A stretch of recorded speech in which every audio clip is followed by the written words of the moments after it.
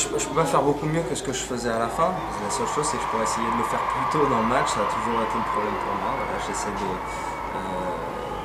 de trouver ce relâchement. J'ai bien trouvé hier, assez tôt.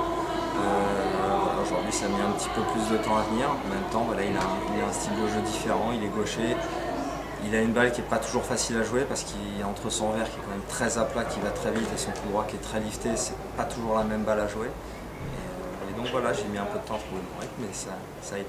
Moi je crois surtout qu'il a une balle, enfin en tout cas à chaque fois que je l'ai joué, qui est pas évidente. Voilà. Elle est pas évidente à jouer. Son coup droit techniquement il est assez étrange, donc en face c'est pas facile de savoir où il va le mettre.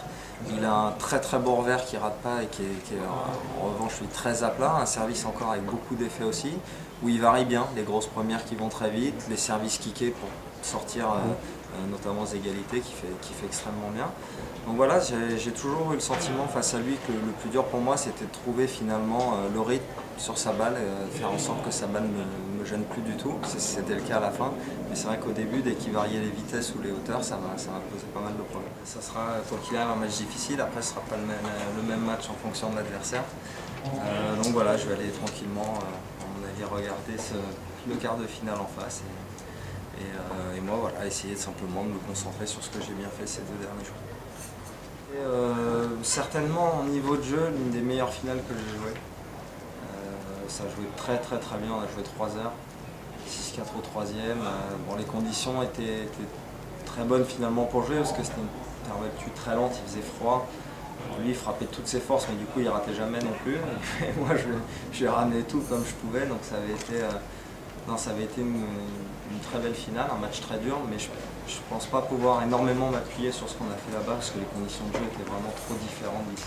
Il va être à mon avis essayer de frapper, de jouer plus en 2-3 frappes, enfin, c'est là où il est le meilleur, notamment sur terre battue. Je pense que c'est le genre de terrain sur lequel il joue le mieux. Terre battue un peu sèche, type Amérique du Sud, où il joue toujours très bien. Donc voilà, si c'est lui, ça sera à moi d'essayer de bien le contenir et de ne pas le laisser trop s'installer. Ouais, sur terre, moi j'ai toujours eu le même sentiment. Quand je jouais bien, que j'étais dur à battre. Et je trouve que cette année, voilà, ça l'illustre encore une fois.